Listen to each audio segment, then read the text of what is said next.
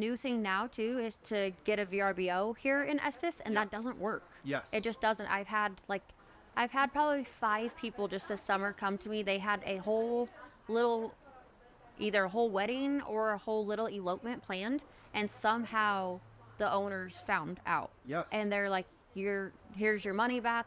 You're not even able to rent our place anymore. And they come to me last minute. They're like, well, we've already sent invitations out. Welcome to the Colorado Wedding Podcast, the ultimate place to plan your Colorado wedding. From luxury weddings to intimate elopements, we'll guide you through planning your wedding in the beautiful state of Colorado. We're your hosts, Josh And Brian. and we're here to give you insider tips and advice from all kinds of Colorado wedding experts. Join us and discover the best ways to reduce wedding stress and design your unique wedding day.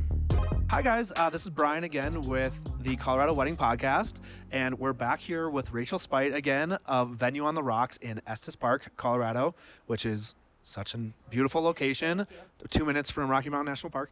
And today we're going to talk about just elopements. And we have so many questions about elopements, and Colorado is, the most beautiful state in the world? Yeah. Or whatever. It's very beautiful. It's top 10 at least. Yeah. And a lot of elopements are people think of as going to the middle of nowhere and bringing everything and bringing their family and having them drive out there, and cell phone service doesn't work. Right. And Rachel, your venue, if you could talk a little bit about the venue and just kind of where it's located and how you kind of handle elopements, because I don't think that most people think of a venue when they think of elopements. Right. So we're originally a coffee shop turned into a venue, and we're in Estes Park, like 2 minutes from Rocky Mountain National Park. We're like literally, you just drive up and you're entering. Yeah. We're on the river. We have our own pond. We own the land all the way around the pond. A lot of people don't realize we own all the land out here down to the river, so that's unique. But no, for elopements, we offer it because everybody wants our scenery. So, instead of going in the middle of nowhere, not really sure of where you're going, people have been coming to us and they want like an hour or 2 hours, and they're like, we just want your scenery. We want to be on the river, and we have a way for it to not be so chaotic, I guess you could say. You know where you're going, and then we also let people use the pavilion, because we've had some that want to pop champagne and like do a little cake cutting, like literally. So you have a covered area. And I would say the new term for elopements, from what I've heard, is micro weddings. Right. Yes. So it's elopements and micro weddings. So micro wedding is they just want to do like a small cake cutting, like I just said, or pop champagne. Less people usually. Yep. And so we do offer that. You can have the ceremony anywhere around. I mean, you can have your ceremony wherever you want on our property. I have a spot where I like it, with the backdrop being the mountains, right on the river, but like whatever you want, we don't care. It's your wedding.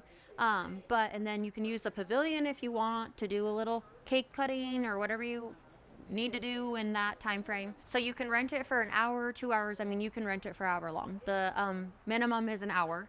So, and then you can just go from there, but you don't have to put on a full on wedding here. Yeah. You can kind of do whatever you want. Rehearsal dinner, if you want just a reception and you want to do your elopement up in the Rocky Mountains, Which is awesome. that's fine too. You can come back down here and party at our place, whatever you want, really. We provide an arch if you want it. Some people kind of want their own arch, bring their own arch, that's fine. But we have one, and we had it specifically made to match everything here with the pavilion and whatnot. So That's awesome. You can use that. We rent linens out, so you can, we can do a quick little one-stop shop if you really want to. Yes.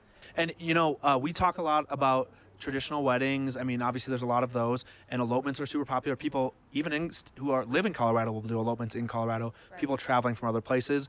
And just like a traditional wedding, I think people can kind of put themselves into a box of what they want it to look like, right? You see these Pinterest boards, and we all have a love-hate relationship with Pinterest vendors. So, but I think that they think, oh, hey, I have to go out here. I have to bring an arch. I got to carry all this stuff. I have to make sure that my family knows where to go. Cell phone service isn't great. All that sort of stuff. Right. And I think that there's ways that some of that load can be taken off. Yes. And so there are venues like yours that offer just a short-term rental. And I don't think there's not a lot of them, but there is that option. Yeah. So you don't have to put yourself in a box of, hey, we have to control everything, and if it rains, what are we going to do, and all this sort of stuff. And so can you talk a little bit about, whether you have a ceremony here, or is there a difference between if they have a ceremony here or if they don't? So yeah, I mean, they can have a rehearsal dinner here. They can have a reception. Is that what you kind of mean by that?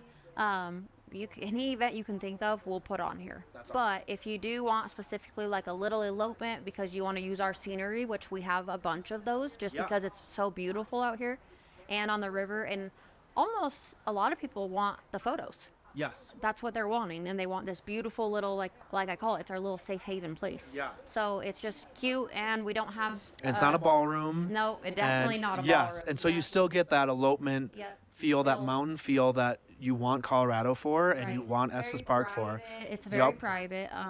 Obviously, we close down to the public. Whatever you rent, we close to the public. So if you're renting that for an elopement, everywhere around the pond, our whole pathway down to the river, and the pavilion is all yours. Yes. So it's very private and sweet. Yeah, and just from a photographer and videographer standpoint, a lot of people don't realize this with an elopement, but there's a lot of permits. Right. There's certain places you can't do things. There's certain places where they don't want you to walk. So even in Rocky Mountain National Park, which is pretty open, you're going to have permitting. You're going to have licensing for having a ceremony. Right. And so, and even like you said, you guys own your land. And even there's certain waterways and stuff that are public and you can't film on, or you can't get married on, or you can't, etc. Yeah, so there's a lot of rules that people would never know about. The new thing now too is to get a VRBO here in Estes, and that doesn't work. Yes. It just doesn't. I've had probably 5 people just this summer come to me. They had a whole little, either a whole wedding or a whole little elopement planned, and somehow the owners found out. Yes. And they're like, here's your money back. You're not even able to rent our place anymore. And they come to me last minute. They're like, well, we've already sent invitations out. Like, do you have this day available? And I'm like, no, we book out pretty far in advance. We we always have those days that we still have available. It just happens. if it's a weekday or something like that, but that's, But there's so many rules in Estes, especially Estes. There are a lot of rules you have to I think play that's true by. everywhere in Colorado now. Yep. Yeah. So you have to be careful. But here, come on over. We don't have very many. So. That's amazing advice, because there are VRBOs that will allow weddings. And anybody out there listening, anyone who's planning a wedding and wants a micro wedding, and they want to do it at this beautiful VRBO, you need to check, or Airbnb or whatever, you need to check with them if you're allowed to do that, because many of them aren't. And obviously people that are planning an elopement or a micro wedding, they want to kind of like reduce the number of people. They want it to be smaller. They want it to be a little bit less stress. And if you're not communicating with that VRBO or trying to kind of secretly do that, you're definitely running the risk. Yeah, and sometimes the neighbors are paying attention, and they let the VRBO owners know.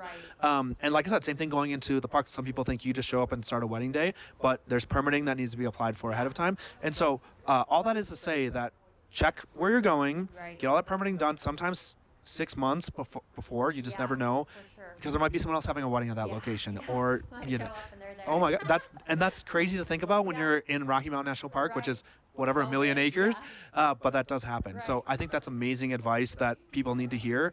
And so all that is to say, again, I just want to kind of speak to how awesome it is to have a location like yours, where they'll let you rent a venue for less than 10 hours or less than 8 hours. And that is something that that can be found. So don't stress if you're out there and you're saying, hey, we want to do an elopement in the mountains, but then we want to go to a venue and make sure we have hot food that we don't have to bring with us, or we don't want to go to a restaurant, because that can be really stressful, right? That can be, just because they're not shutting down for just your little group. They just won't. It's too busy. And in Estes, like, summer is prime time for all of us that own businesses here. So Tons of mountain towns are like that. They're not going to be closing down. I promise you that, because they've got to take everything they can get, because in the winter it's a ghost town here. Yeah. And that's true for so many mountain towns. I mean, obviously the ski towns, that wedding's going to be expensive either way, whether you do an elopement or not. But there are non-ski towns, and the same way, it's very popular in the summer. So again, think ahead. Even if you're doing an elopement, think ahead. I've had brides and grooms who want to plan kind of a last minute elopement, and I think it's more than people think it is, right? So it is. It almost turns into more than an actual wedding sometimes. It's crazy to think about. You're doing more on your own. Yeah, you're doing more on your own, and it's hard to find a place where you're able to do it, actually. So then it ends up kind of being more of an issue. But you're able to do it here, so come on over. Yeah. Can you speak to how you are going to help kind of reduce, coming to a place like yours that is a venue that allows elopements, how that's going to take a big chunk of stress off of the bride and groom? Yeah, so I mean, they'd come to me, like I said, everything comes to me. So if you're emailing or messaging on Instagram, all of it comes to me. So I pretty much help just plan it together. They're pretty easy if you know what you're doing. So when they come to me, I just, and a lot of people will be like, hey, can we meet? I have one that's coming here soon. She's like, can we meet? She's doing an hour elopement here. And she's like, I just want to get an idea and I want to pick your brain because I know the place like the back of my hand. So, it's helpful because here I am able to, help. I am willing to help. So if they need help, I'm more than happy to just get it done for them. And I mean, it's real simple and easy if you know what you're doing, I feel like. Yeah, and you're almost like part of the planning. Yeah. And also anything that, I mean, this is true for any vendor on an elopement day, you're probably going to hire less vendors during an elopement, but any vendor you do hire, that's something you don't have to do. Yeah, right? So that means cleaning up a place or that booking's taken care of or setting up or food service or whatever. So you can do a half and half, right? So I think, like I said, I'm going to go back to this point, but many people I talk to about an elopement, they think of being in the middle of nowhere. That can come with stress too. Yeah, so we want to get rid of that and just inform everybody that there's a way to do half and half, right? Sure. So there's full wedding, which is, everything planned, everybody going to one place. There's elopement, which is kind of on, or micro wedding, which is kind of on the other end. And then there is a middle ground though, right? I would say so. Oh yeah, you can make weddings anything you want them to be, really. And I guess that's what's nice about our venue is we're so customizable, I guess you could say, and very lenient, where it's like, I mean, you could plan something to a T of it not being your typical wedding or your typical elopement. It could totally be in between those two if you want it to be. We're fine with whatever. We'll roll with it. Yeah. So So Rachel, because you have experience in this area, and this is pretty unique that a venue that offers elopements, how far in advance, like Venue on the Rocks or another venue in Colorado that's similar to yours, how far in advance should people be kind of planning their elopement and reaching out to people? So venue-wise, I mean, a lot of people are booking. I've found a lot of people come and start booking us in the fall. Okay. For the next summer. So right now it's starting to slowly So book that's up. 8 months, Yep, six to 10 and months. we're new, so that might change. I maybe one day we'll be booked out a year. Okay. Who knows? But we're new. So as of right now, I'm like, take advantage of it while you can. We have open dates, but I would say, get where you want it booked. Because once your day is gone there, it's gone. Once we book that day, it's booked. You can always find other caterers, or I guess for elopement, you're not doing catering, but florists, yeah. But I don't think you have to book those people as soon as you do a venue, and then a photographer as well. I would say if you want a specific photographer, they book out pretty early too, because people have been eyeing them before they even got engaged. I feel like I know a lot of people that know what photographer they want before they're even engaged. So I'd say venue and photographer need to be booked as soon as you're ready to start planning. Okay. So that's not substantially different from booking a full day venue, right? So even if you are planning an elopement or a micro wedding, you probably still need to think a little bit in advance. Yeah, I would say so. And Exactly what you want. yes, and like I said, I've shot a bunch of micro weddings in Rocky Mountain National Park, and there are probably 5 or 6 locations that are very popular, amazing overlooks and whatever. And obviously they could come down here afterwards and do food and all the other stuff and make it a lot less stressful on them. But again, even if you're thinking elopement, still think ahead. I would say so. I really would, to get exactly what you want, because there's some like I said, photographers, they book out. I think photographers book out so early. I really do. Especially if you're looking for a specific one. Yes, if you've been eyeing one that just kind of has your style, I think they book out pretty far in advance. And then a venue as well, because like us allowing elopements, we're booking out for big weddings too. So like and events, just rehearsal dinner. So we're constantly being booked. So you got to think ahead for an elopement. It's not it is. A lot of people, I think, look at it as a last minute thing, but it really kind of isn't. It's just a smaller, sweeter, more, you're still probably going to save some money. Yeah. And you're probably going to have less travel arrangements just because of right. people and It's everything. just smaller. I mean, I really like the whole micro wedding. That's kind of a good term, because it's just smaller than a full-on shebang. Instead of a macro wedding. Yeah. Yeah, exactly. So I still would say plan out in advance. For Yeah. So I'm sorry, people that are planning a last minute elopement. I think It depends on what you want. If it's just you, if you just want you two and nobody else, it's going to be different, right? And I think you can probably speak to this too, but Saturdays are still going to be busy, Oh yeah. right? Saturdays are- And so Fridays.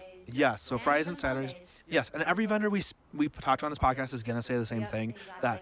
that Fridays and Saturdays from May to almost November now are going to be busy. Yeah, they will. And so, so if you have an elopement and you have that flexibility, to do a Sunday or a Thursday or something, you obviously are going to have more options, Yeah. and it may even be cheaper depending on the vendor. Who Right. knows? But yeah, I mean, I think that's just something you guys probably all know that who's listening. But Fridays and Saturdays are going to be Yep, we still can- booked, even if you're doing an elopement. Yep, I agree. I would agree. So just plan out ahead. I mean, if you know what you want, you need to just, I don't know, Yeah. lock it down. Yeah. That's so awesome. That's the words I'm trying to think of. But yeah, lock it down. If you know exactly what you want, which a lot of brides that I come across, they know what they want. They have an idea, and some are able to execute it really well, and some just don't know how, like, where do I start? Because it's a lot. A lot goes into a wedding and even an elopement. There's little details that go into it that That make them special too. Yeah, exactly. So you still want it to be perfect, and so there's little details that go into it that start adding up. So I'd plan ahead for sure. Yeah. So I think to recap all of this about an elopement or this micro wedding and or maybe somewhere in between, like we talked about, I think to recap is number one, just think ahead, right? Even if you're doing an elopement, it doesn't mean that you can book it for next week Right. or even next month. And especially if you're looking for a Friday and Saturday. And also our second point that we kind of talked about was there are wedding venues that can do elopements. Right. And so there's people like Rachel out there and Venue on the Rocks. There are places in Colorado that you can find. So don't stress out Yeah. if you don't want to do a full elopement. If you want some help, if you want a location to chill afterwards where you can just, take a deep breath drink. and have your food served to you and hire a caterer. If Yeah. you want to do that, Or if you don't want food, we don't Yes, care. I mean, whatever exactly. you want. there's no between. It's unique. We're unique in that way where we're like, whatever Yep. floats your boat, floats Yeah. our boat. So So don't stress if you're like halfway in between full elopement and Yeah. you don't want to do a 5 a.m. hike or whatever, or you don't want to do a full wedding, there are options in between. So look for that flexibility. Look for people like Rachel who are passionate about it. Again, I think last time we talked in our other episode, we talked about like the chemistry between you and the vendors and the venue and the planner, photographer, whatever. Look for people who are passionate about it because it's going to make your day better. Yeah. And that's I don't know what percentage of people in the wedding industry aren't passionate about it, but it's some percentage. And if you're getting a gut feeling that it's not someone who wants to do your vision, there's other options. maybe not for you. Yep. And then our last point is just be careful about VRBOs. Be careful about Airbnbs that you're just saying like, hey, we'll just kind of secretly do our own thing here because you're going to end up paying for it without getting anything. And, if you destroy the place, you're going to pay for that Yeah, too. So, for sure. that $1,000 cleaning fee is going to come out plus some more. So, but Rachel, that's so awesome to know that there are venues like yours because I think that will take some stress off of people's plates. Yeah. So, Rachel, what's the best way to contact Venue on the Rocks or just ask you questions if they have anything? You can email me at venueontherocksco@yahoo.com. That's the best way to get a hold of me. You can go to our website, which is coffeeontherocks.org. Sorry, I almost said .com. That's okay. Just because we are Coffee on the Rocks and Venue on the Rocks, people get confused about that. And then Instagram's great too. Go to our Instagram, Venue on the Rocks _CO. I post on it all the time to get photos. That's where we don't put as many on the website. Instagram's kind of more my thing, I would say. So, but yeah, call me, email me, whatever you need to do. I'm more than happy to talk to you. That's awesome. So if you're looking for a flexible place in Estes Park or say you're in Northern Colorado, it's a great option if you're looking for something more unique. So thank you so much, Rachel, for your advice. I Thank think you this is for super having me. unique, and we hope to get to talk to you again soon. Thank you. Thanks. Thanks for listening to this episode of the Colorado Wedding Podcast. We hope you found our tips insightful for planning your Colorado wedding. For all the free wedding planning tools, checklists, and guides, go to coloradoweddingguides.com. Don't forget to rate us on Apple and Spotify, and be sure to follow us on Instagram at CO Wedding Podcast. We appreciate you and hope you have the best wedding possible. See you next time.